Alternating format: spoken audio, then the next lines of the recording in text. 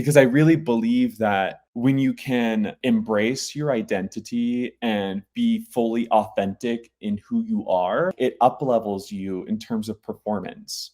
Brazil is just such a beautiful place with beautiful people, and it's such a rich culture. I've been all over the world. I've been all over Latin America, and I think there's just like a unique culture about Brazil. Everyone needs to like go experience that. And also the trail running is pretty epic. Welcome to the Ultra Lado podcast, where we explore the vast trails of your mind with 2 legs and a drive to run. It's strange doing that intro in English, but today we're coming to you in English because we have the one and only Ryan Montgomery with us. Ryan, how you doing? Hey, I'm doing well. Coming to you from Utah in the United States, where it's very cold and very snowy. Ryan, you have been on my list of people I'd love to have on the podcast for a long time because you're an amazing, one of the top up and coming, I think it's still because you're still growing at this distance of 100 miles, but one of the best in the US right now.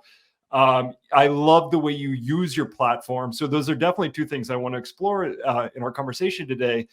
But you randomly showed up in Brazil, where I am, a couple weeks ago, and you randomly were on a podium, not big of a surprise for anybody listening, but in first place in a race that I wouldn't have expected to see that many other gringos. As you know, in Brazil, we use the term gringo very lovingly.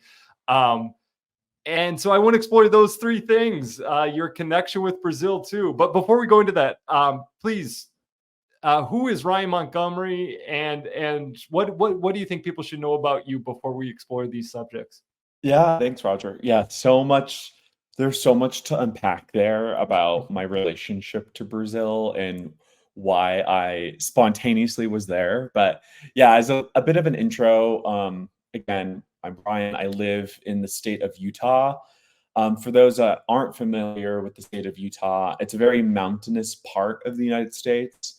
So I live, in terms of meters, about 100 meters high in elevation. So I live at high elevation. It's very beautiful. And a little bit about myself is as a professional runner, I got into ultra running when I was very young. I think my first ultra marathon was at the age of 21, 22. I ran a 50-mile race. And ever since then, I have been running ultra marathons. And very quickly, I discovered the 100-mile distance. There's just something really beautiful about running 100 miles where you get to experience every human emotion of the highest of highs, the lowest of lows, and really actively problem solving how to get to that finish line over the course of 100 miles. And so I really gravitated towards that. And I would say I started out ultra running not very fast at all. If you look at some of my times, I was pretty average, maybe mid-pack, upper mid-pack runner. But then in 2019, I really decided to seriously train a little bit more full-heartedly and more committed. And I hired a coach and I said, hey, I really want to explore what I can do in this sport, how I can be. And so fast forward to December 2019, and I ran the 100-mile championships here in the United States. And it was a flat course, but I ran a sub 13-hour 100-miler. And I think that was when I realized, wow, I think I actually have all the tools in my toolkit to be successful in the sport. And so ever since then, I've just fully committed to training and racing. And as you mentioned, I feel like my trajectory in the sport has just steadily grown over time. So yeah, it's been really fun. I want to get into some of the nuts and bolts of what you changed with your coach, and what habits you adapted to see that big jump, because there's obviously 2019 to 2022, you just jumped onto the scene and probably showed up on the radar of a lot of people. But let's go back first. Let's go to 2014, 2015. and you chose at a young age to go to Brazil. You were in Belém, Brazil. Could you talk a little bit about like why you made that choice to come to Brazil, and what impact, like who were you at that point? How did you identify yourself, and like Yeah. where were you in your growth, and what impact did that have on your life?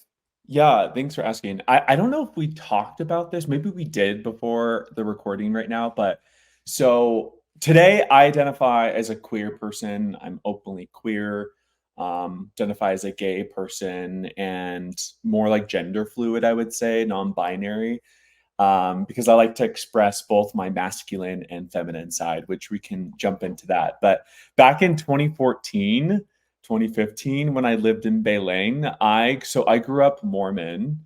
I grew up LDS. I think it's the Igreja de Jesus Cristo dos Santos dos Últimos Dias, which I'm sure for people in Brazil, you've seen those guys in white shirts, like They walking come knocking around. on your door here. They come knocking on your door Yes, here they're too. very aggressive there. So I was one of those people in Belém. And so yeah, that's my connection to Brazil. I did my Mormon mission there, and they not only was I in Belém, but I was in the interior do Pará. I started my first area was actually Altamira, which is a place like being like really far in the interior of the state of Pará. So yeah, I like quickly jumped straight into Brazilian culture. I didn't really speak Portuguese that well. No one spoke English. That's where I learned Portuguese so quickly and became fluent in probably like 4 months. Um, so that's my relationship to Brazil as I was a Mormon missionary. Um, and yeah, and then just like a fun fact about me is obviously being gay and Mormon does not work and is not very compatible. So, a few months or a few years after that time in Brazil, I'm no longer a member of that community, but still love Brazilian people, obviously, because I've spent so much of my life there. And I feel like I was given so much from the people that like a lot of the people whom I like stayed with or visited like had almost nothing, but they gave me everything at the same time. And so I just am like so grateful for like the culture and experiences I had there. So help me. I know moving to another country and learning another language are two huge things in that can I don't even want to say change personality, but will aid someone's personality to become more courageous in who they are. Mm. I can speak for myself for that. Do you feel that, and what impact did that have as far as that process of learning another language? And there, by the way, there's no better way to learn another language than to speak none of the language, and you're knocking on the door, making arguments for life and religious changes for people in that language. Yeah, like solving people's like personal problems and like overcoming massive challenges in another language at the age of 20, like who does that? Like, like that was so difficult. And I think not only was that like a big growing up moment for me, but it was so hard. Like, because the mission isn't just like a vacation, it's like you wake up and you have a schedule every single day. And I have to walk outside at, noon, pretty much I'm outside from 10 a.m. to 8 9 p.m. in like the heat of the Amazon, and it rains every day and my umbrella is now broken and I'm in the middle of like there's so much resilience that came from that experience. You know what I mean? And maybe I can argue that resilience, like that grinding every single day, translates into ultramarathoning, because running a 100-mile race requires so much resilience. Sure, you can make that argument. I think even more so is it's just more of like who I am. I'm like very type A. I'm like a very hard worker. And so whenever I'm presented with a task, i.e. being a missionary in Brazil, learning a new language, like I'm going to master that. Same thing with ultra running. It's a challenge that I want to overcome and master, right? All right, so you go back to the US, you start running ultras. 2016. You were kind of dabbling. what 2019 you were part of the US Ultra team. You're second place, as you didn't say you were second place, but I'll go ahead and put that out there for people who are listening. You were second place for the US team in the 24-hour, right? This was, are you talking about in 20, is it 2020? 2020. I'm sorry, I got my year wrong. It was 2019. Oh yeah, I ran. So you were talking about Desert Solstice, the 24 Desert Solstice, yes. Mm-hmm. Yeah. I got second place in that race. Also, 2019 was the year that you set the the fastest known time unsupported for the Wonderland Trail. Yep. That was also 2020, but yeah, 2020. Okay. So let's go into what happened there. You got a coach. What disciplines did you really focus on that are the reason for this big jump in your performance? Yeah, so in 2019, I started just training a little bit more intently, I would say. And I think this, and also what I'm about to say, I think is something that all ultra marathoners experience to some level, where you end up like fully understanding like how amazing this sport is, and you want to do everything all at once. And so that was me in 2019. I think I ran a 100-mile race in July, and then I was like, I'm going to run a 200-mile race. So then I ran a 200-mile race in September, the Tahoe 200, and then the month later I ran this trail marathon, and then that December I ran another. It was too much. It was way too much. I didn't really have good focus. And so I think when I reached out to a coach, I said, I need someone to help me focus and like really create more discipline around my training, because I have the heart and I have like the desire, and I need to like structure it around that. And so to answer your question, like what is the biggest difference I think that has happened in my training is, number one, I think there's more focus and intentionality in my training. So I really like make a walk back plan from a race. So let's say I'm running Western States this summer. Like a lot of my training is like a walk back plan to that specific race. So like months leading up to it, it's all like intentionally planned for that race. So less focus on number of races and, more quality racing and more quality training. Because something I've learned is that when I race too much, your fitness almost plateaus, because you like peak and then you race and then you have to recover and then you train again. But the net outcome of your fitness is like flat, versus like if you can truly dedicate just training every single week in and out and have that compounding interest, your fitness exponentially grows. And so I think that's number one. And then number two is I like fully committed to training. It became like the number one focus and priority in my daily life. So, when it comes to my day job or it comes to other things, I like would plan everything around like a workout, right? So I'm like, okay, I have a busy day. I'm going to run in the morning, or we're going to run at night, right? So I think it was like that mindset shift and that mindset of like, I'm truly committed to training and there's no excuses, and I'm really going to execute. So I'd say those are like the two biggest changes I had. You definitely popped onto my radar in 2021, and I think for a lot of people with Javelina. Can you talk a little about your pursuit for the golden ticket? You got a golden ticket, I think the first time. No, it was the second time in Javelina. Talk about that race and that process, the desire to run Western States, and in that process, discovering.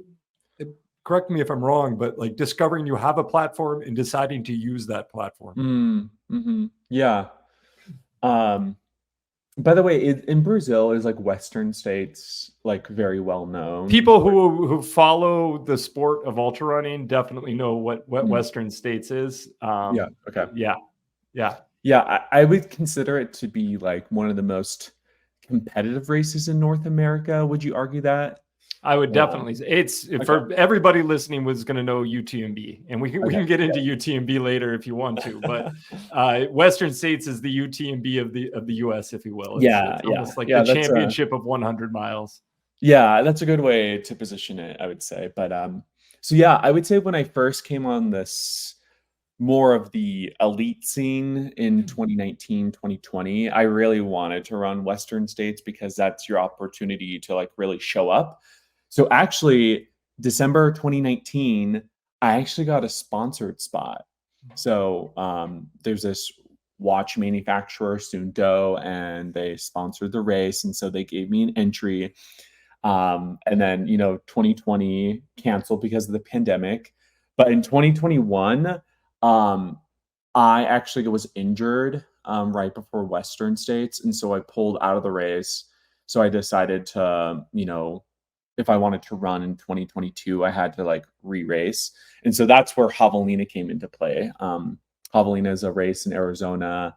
I think it was December 2021 I raced. And I was just I wanted to run Western States so bad. And in order to get there, you have to place top 2 at this race. And so, yeah, I really gave it like my full commitment to like really have that outcome of getting a golden ticket. And I'm so glad it worked out in my favor. But I would say, like, when I talk about my Javelina 100 experience, I think it was like my moment where I truly embraced like who I am as a person, because I really believe that when you can like embrace your identity and be fully authentic in who you are, I feel like it up levels you in terms of performance. In so many different ways. And I think Javelina was my way of like embracing my orientation, my expression of my person as myself. And so that was just like a really beautiful day for me. And it yielded a great performance as well.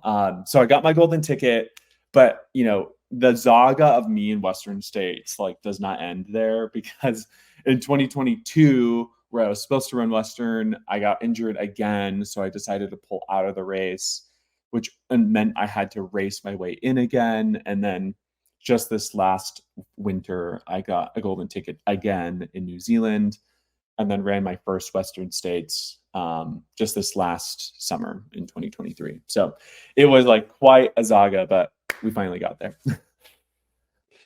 And so you said something really incredible there. This finding your identity and being able to perform better, maybe on any stage, but definitely in the performance stage of running. Discovering that identity and then using it. It's one thing to know who you are, to know what you believe. It's another thing to use the platform that you're creating as a professional runner, to choose to use that platform to advocate, and to do the things that you're currently doing, in the I want to say it's more open to the queer community.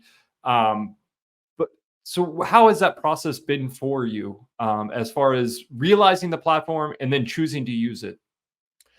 I would say in 2021, I started like dabbling in using my professionalization as an athlete in the platform that was being built as a way to start conversation. I was starting that process, but I think I just had this irrational, I mean, maybe rational fear of, what people are going to say to me, because there are so many trolls on the internet that don't want me to be successful and don't think that there's a lot of people that don't feel like there's an inclusion problem in our sport, that there are no barriers to entry, that, people can come as freely as they want. There's no issues.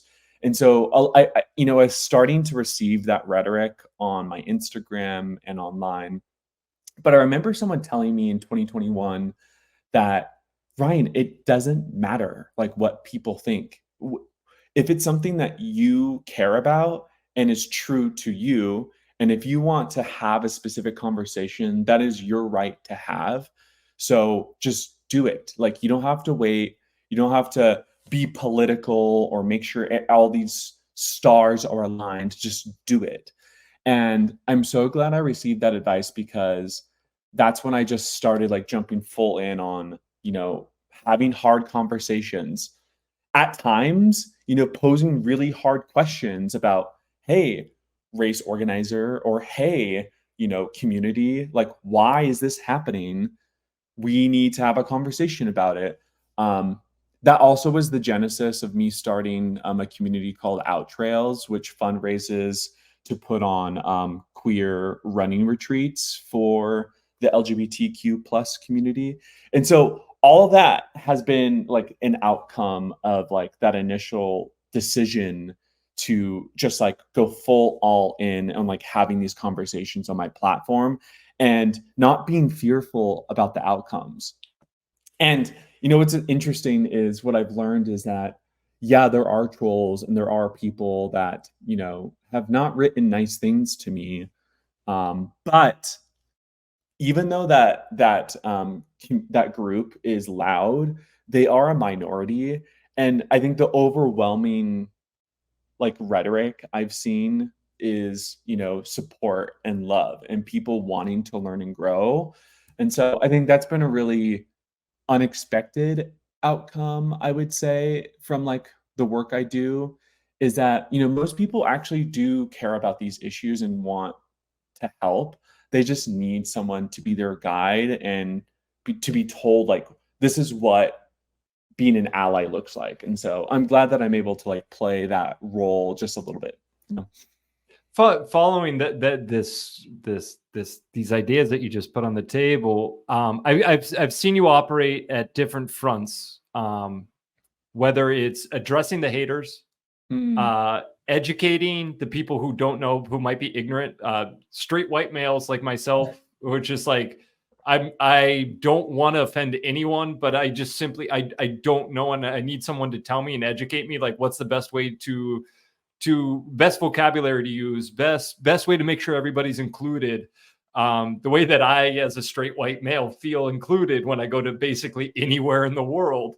I need someone to educate me with that. And then there's also a third front, and there's probably more, but there's a third front of embracing those who are on a similar journey that you are, but maybe a little bit earlier on, and they need someone to be an example, to embrace them and show them a way. Of those three fronts, I've seen you working on all three. Where is the place that you have found you're the most effective, and it's the best place for you to focus your energy? That's a really good question. I appreciate that. It's like a very thoughtful question, because when I think about, okay, not to get like too theoretical here or like academic, but you can feel free to, though. I think it's important context to understand, because there is like a master plan in my brain of like how I do this work. It's not just random. But when I think about social change structure, whenever there's a social change, which, lots of social changes happen in Brazil, and people have played different roles to make that happen. So you need people that are like on the forefront of saying, burn the house down, blah. You need the person who's like rallying, on the front lines. You need someone who's like on the back end, who's like the facilitator. You need someone who is, negotiating, who's brokering, who's doing the behind the scenes. You need someone who's supporting all these different people, across the spectrum of work that's happening. And so the answer to your question is like, what is my role? And I think one of the most important roles that we need right now is a broker between like what's happening in like the work of inclusion right now, because there's actually a lot of people, I would say, that are like on the forefront of like being very intense and calling people out. Like, I think we know what the issues are, but I think we need someone who can broker from what that request is to translating that into specific actions that you, Roger, need to take, right? And so the broker conversation here is like, hey, Roger, you have privileges and resources that other people don't have. Why don't you use those to be an ally? i.e., you have a podcast and you invited Ryan Montgomery on to have this conversation. That is like a perfect example of like what an ally should be doing in our sport based on your unique circumstances and privileges and access, right? And so I think that's like the brokerage conversation that needs to start happening in our sport and just like more broadly too. And so I think that's kind of my role, and I hope to continue that as well. Out Trail. I want you to talk a little bit more about Out Trail. I understand you've held camps before. Yeah. What is the Out Trail experience like? And for someone who spends it is a weekend or a week at an Out Trail camp, what kind of experience should they be prepared for? Yeah. So Out Trails, we are a community of, queer identifying people and allies. And the Oh, structure. good. I can go too, because I heard you talking about the camp before, and I was like, this sounds awesome. Can I go? So it's for allies in some ways. Okay. And this will evolve as we get more resources. But so at its foundation, we do monthly group runs. We're right now just in 2 cities, but we're wanting to grow. But it just depends on people's volunteerism and like ability to help. So in Salt Lake City and in Seattle, where allies and queer people show up, and it's an opportunity to have community on a regular basis. On the other side of Out Trails is that throughout the year, I do a lot of work in terms of fundraising with sponsors. So primarily my model has been like corporate partnerships. And that money goes into a big pool where we sponsor free sponsorships for queer people to come to this running camp, essentially. And the design is to be at no cost, so there's no barriers to entry, and it's explicitly for LGBTQ plus people with a special focus on trans and people of color. And so, yeah, this is what this looks like. It's about 30 to 50 people that show up in the outdoors in a cabin out in the woods. And, we run over the course of like 3 to 4 days. And it is one of the most beautiful, I think, spaces I've ever been, because not only are only queer places really hard to find, but like to have everyone have this affinity for running and being queer in the outdoors, like there's no other place in the world that has this space ever created. And so the stories that I've heard have just been so amazing, where this for example, we hosted an Out Trails retreat in Washington State 2-3 months ago. And this trans woman came from another part of the country. And she said that this is the first time she's ever ran with another trans person. And so just like let that sink in. Think about how you run with other people like you every single day. Like think about having that for the first time. Like that blows my mind. And just like what that unlocked for that person, and unlocked a whole community. It allowed them to push themselves in terms of running distances in a new way that they never had before, because they feel safe for the first time. And so just like that is the whole goal, is to create this safe environment where people can actually push themselves and have these amazing running experiences. And so that's a little bit about what our running camps do. Right now, we only do it once a year just because of funding. But my vision is to do it multiple times a year in multiple places. So that's the long-term vision. There was last week we had a trans person on the podcast, and one thing that she said that really touched me was, growing up, she never had role models in Brazil other than, or examples to follow. The only examples she saw were prostitutes, and wasn't even speaking bad, but it's just that was literally the only trans people that she saw growing up were that, and she identified as a trans person even at an early age.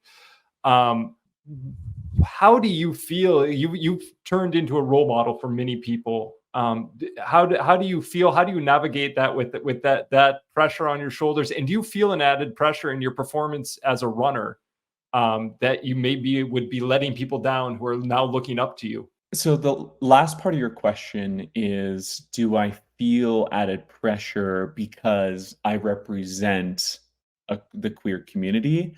And I would say the answer is no, because what queer people look for in me is not that I win this race. It's that I show up as myself, you know? And that's like the awesome part of it, is that what I've learned, so I'm going to use Western states this last year as an example. Western states, my first Western states. I showed up to this race really like wanting to do well. Like my goal was podium slash top 10. But at the end of the day, what I really cared about the most was I wanted to like hit that track in Auburn, California with like my pride flag. And I like wanted to have this moment of embracing everything about who I am and showcasing how like queer people not only are just competitive, but we have so much fun like in the process of doing it. And even though I didn't make it to like third place, I got seventh place last June. But like that was everything for the queer community, is like that I not only showed up authentically as myself, but I was able to like embrace myself and like rally all these people in the process. And so that's like, it's not about that. It's not about getting first place. It's about just like being myself. And yeah, that, I think that's like, that makes it easier, I would say, because, now that I've learned what it means to embrace myself and I'm comfortable in my own skin, I just need to race more now. So. Right. Not every athlete chooses to use their platform for any cause. So some athletes, they just want to be athletes, and I want to give space for them. I have to say, as a fan of ultra running, actually, as a fan of any sport, I enjoy watching athletes who take up a cause, who fight for things that they think are as important, that go way beyond the sport. What advice would you have for other athletes? It could be within ultra running who aren't using their platform. What is your take on that? Do you think that there should be more athletes using their platform in various ways? How would you like to see more ultra runners or athletes using their platform?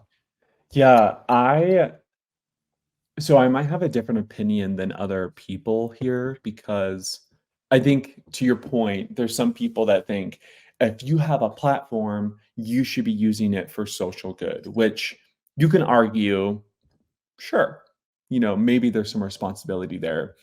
As someone who has a lot of trauma growing up from being queer, I understand that it takes you have to get to a certain point of, processing your own issues to even like get to the point where you can even do that.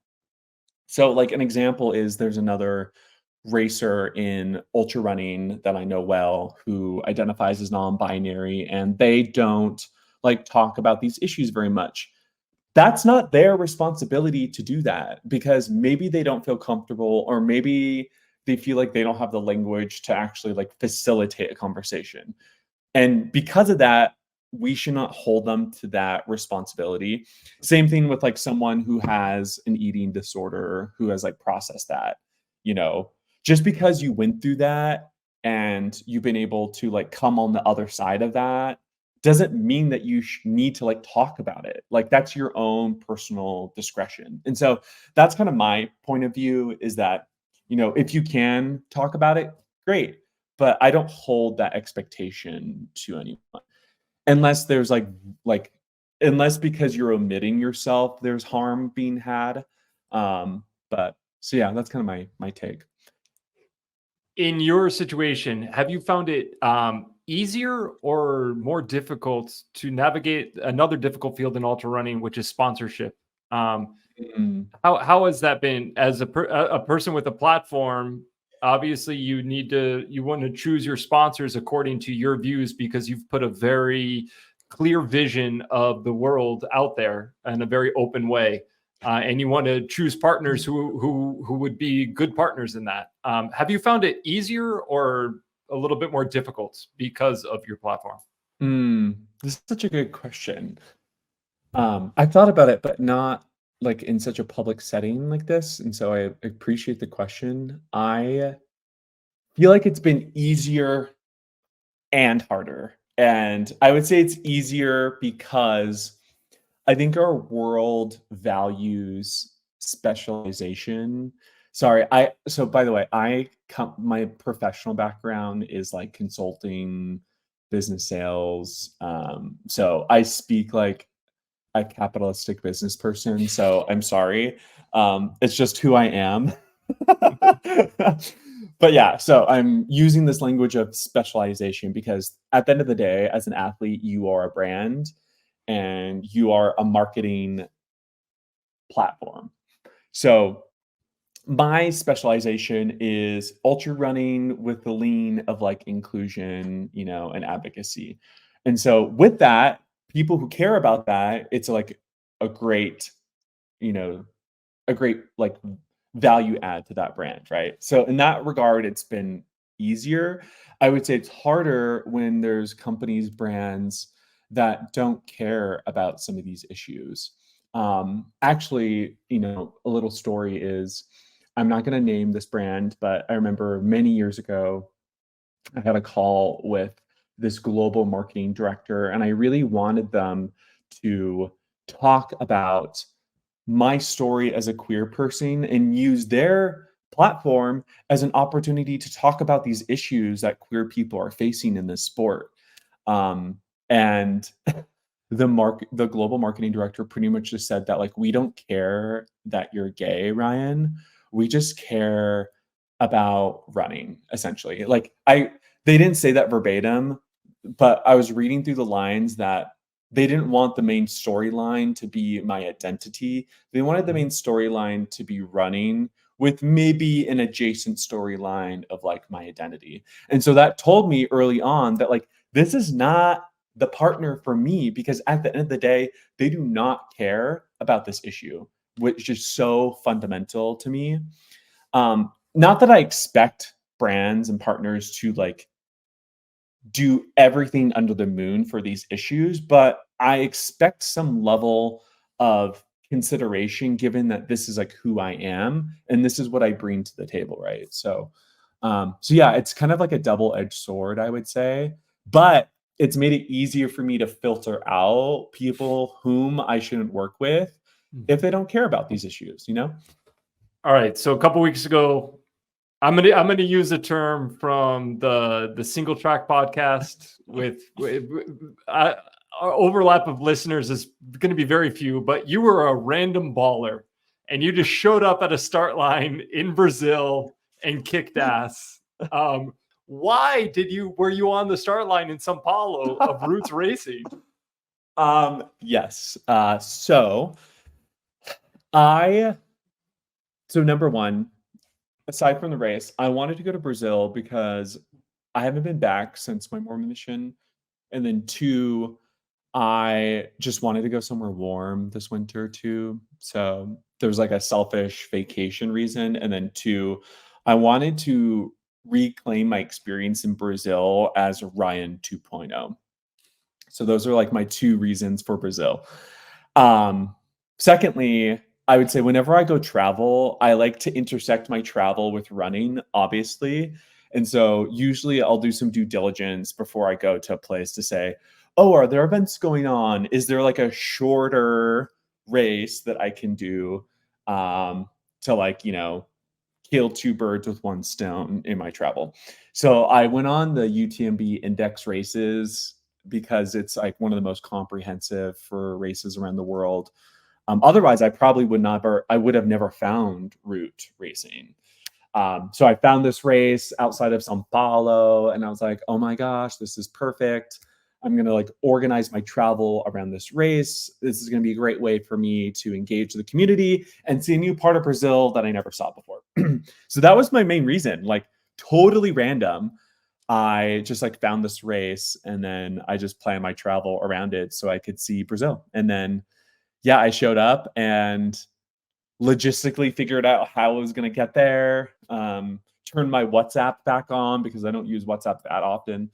And yeah, showed up and had a great time. And slowly died in the heat.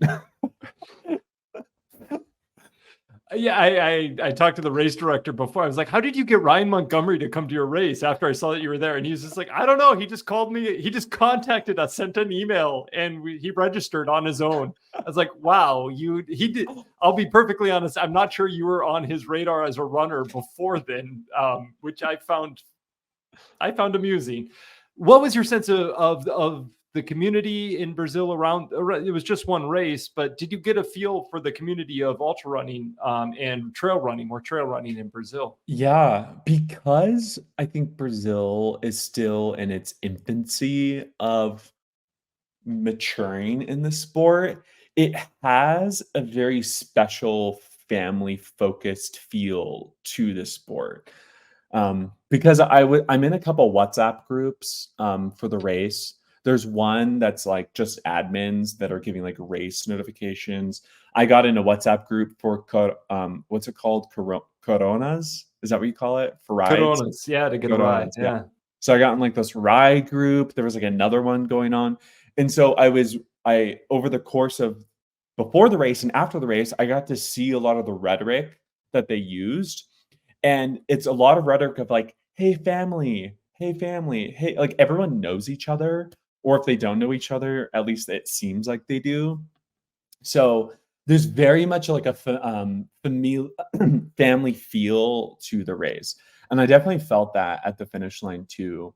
Like, I don't know if it was because I was a foreigner and I'm a gringo and everyone's just like, "Who the F is this guy that is, like, gringo and just won this race, and, like, who is it?" So, I don't know if it was, like, that factor, but everyone was so friendly and, like, wanted to ask me questions and, um, wanted to, support me, and so, yeah, it was just, like, a very different feel than in a race in the United States where you just feel like a fish in a big sea almost a little bit more.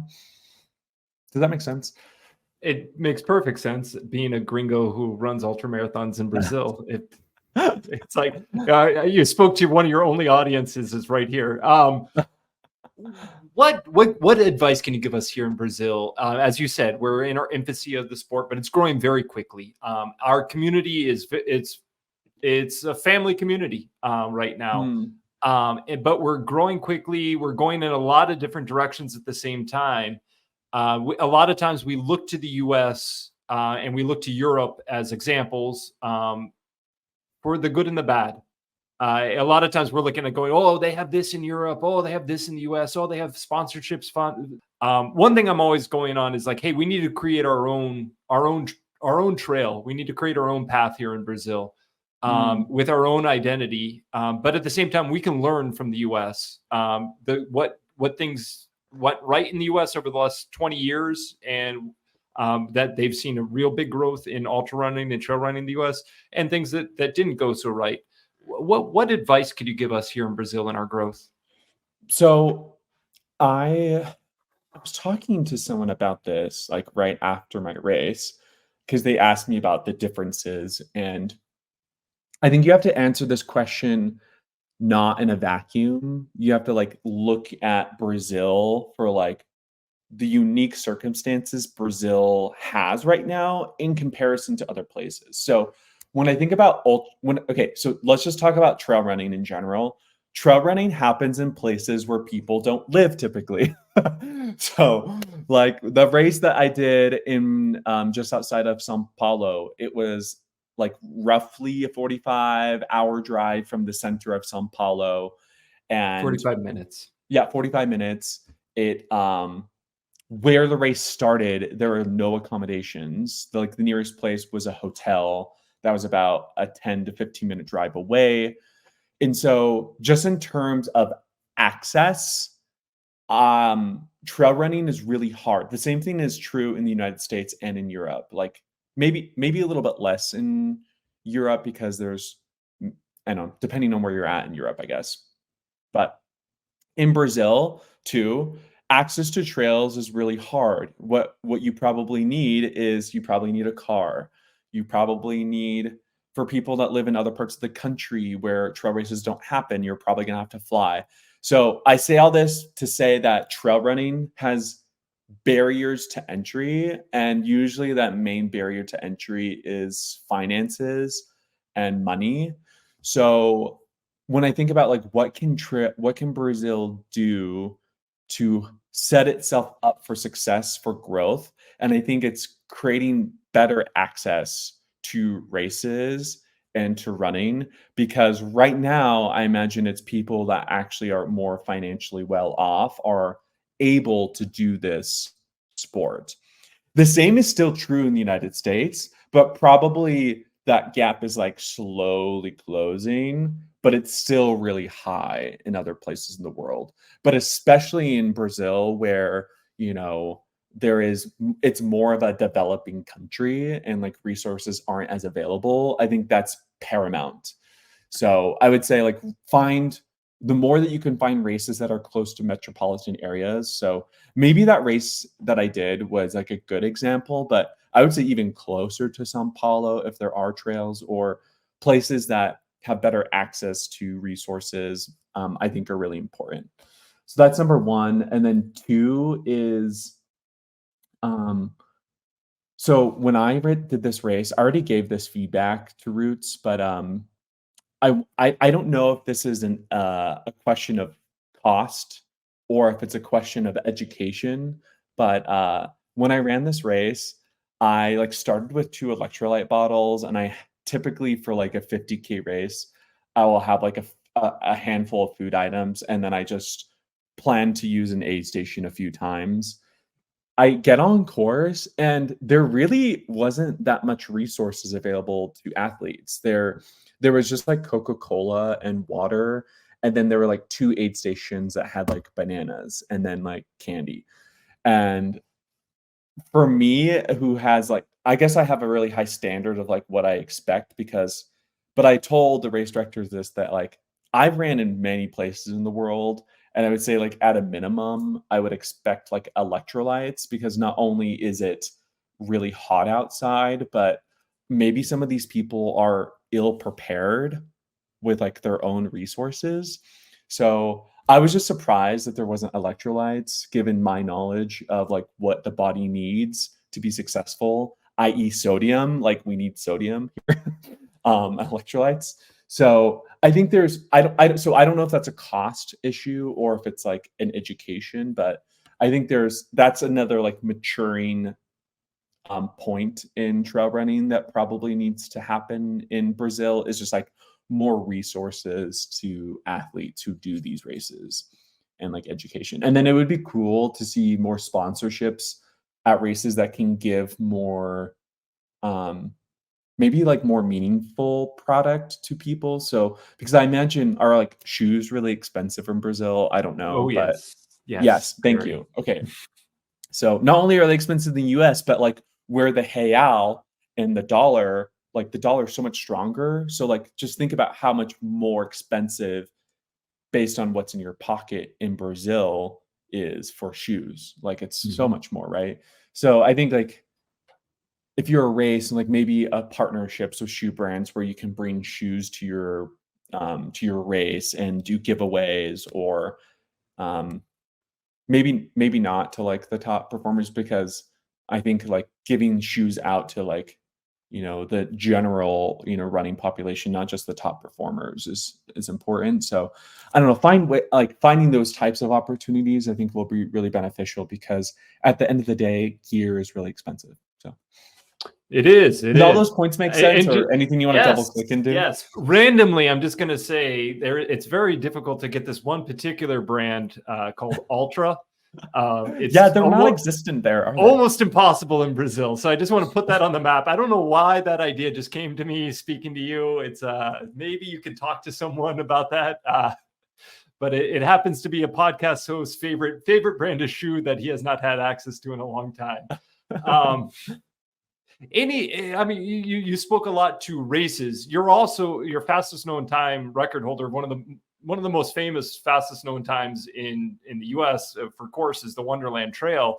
What role can I, more selfishly, I kind of have a thing for using FKTs to open the sport. I see them as a way to open the sport where like races don't exist now, as a way where you can kind of make your name, but you don't have to do all the expenses for races. Could you talk a little bit about FKTs and maybe your relationship, or maybe how we could use those more in Brazil to grow the sport? Yeah, so I love FKTs, number one, because for those reasons is that outside of a race setting, you can structure a competitive scenario that pushes yourself, and you can fulfill that need of like, having this big challenge that you overcome and pursue. So for that reason, it's awesome. Uh, to your point of like having more access, like it would be cool to see more FKT routes, or even like create a competition almost of like pre-selected FKTs, and like over the course of the year, there's like a competition where people pursue these FKTs, and at the end of the year, maybe there's like an award structure for those particular routes, and it's you do it whenever you want. That would be really cool to see. I've never seen that be done before. Um, but the thing about FKTs when it comes to so my world is different because as an elite athlete, I think the professionalization of our sport caters towards particular racing circuits where you need to like show up at this race because there's visibility, and as a brand who sponsors you, I want you in this limelight, right? So I'm up against that. Not to say that I can do whatever I want, but I think as someone who wants to grow in my sport, I think there's like this this pull to like be at like high visibility races. And so for me, that's why I haven't done many FKTs, is because it's hard to pencil that into a calendar when I want to do all these competitive races. But if we're talking about Brazil, I think it's a great opportunity and a great way to grow the sport. But yeah, I just my experience with Brazil is just that one race. I don't really know what other races there are. Who are other big players? Is it primarily just in the south, or are there races all the way in the northeast, in the north? I don't know. But yeah, I'm like curious to know like I if that could give you some responses, but I'm gonna ultimately say, Ryan, you just need to come back more often and discover yourself. But with that growth and with the future too, like UTMB, there's a race yeah. by UTMB now in Paraty in the state of Rio de Janeiro in Rio. For your future, do you see coming back to Brazil to run it could be Roots Racing again, or to run another, maybe a larger race in Brazil? Yeah, absolutely. I mean, number one, I love Brazil, and I always like the opportunity to go to Brazil, selfishly to speak Portuguese and practice, but it's just a culture and community I adore so much. Um, but two, it's like for me, running is my way of seeing the world, and so if that means running a race in Brazil again to like connect to a whole new community and have a new experience, then for sure. It's why I love trail running. So yeah, you can definitely expect to see me sometime in the future, I would say. You're getting a strong fist pump on that one. I got to ask too, like Western states, is there unsolved business there? You have another nipple to give. Is that going to happen, or are you moving on to other races, other goals now? No, I'm definitely running Western states again. I feel like, when you get into Western states, it's such a privilege to be in it. And so to be able to get top 10 and get entry into it for this year now, I have to take the opportunity because it's such a privilege to even be there. So yeah, I think my goals for Western states are I want to continue to improve upon my performance there. I think it's a race that suits me really well. I do really well with like runnable ultras, in particular runnable 100 milers, and Western States is one of those. And so for me, last year was a great learning opportunity. I learned a lot, and so yeah, I just want to keep doing better, and maybe podium this year. I think that's the goal. Awesome. Ryan, thank you so much for your time. It's been a pleasure to speak to you, learn about your perspective of trail running, inclusion, the way you're using your platform, and sharing some great advice for us here in Brazil. Oh, But I want to give you the final word here. A message for people listening in Brazil, or people thinking about going to Brazil, or people who want to know more about inclusion on the trails. Obviously, they can find you on Instagram and follow you in other places. Any other place where they should be following you? And what closing words can you leave us yeah. with? Well, you can follow me on Instagram. That's my main social media platform. It's just Ultra, ULR. Oh, sorry, I spelled Ultra wrong. ULTRA.Ryan.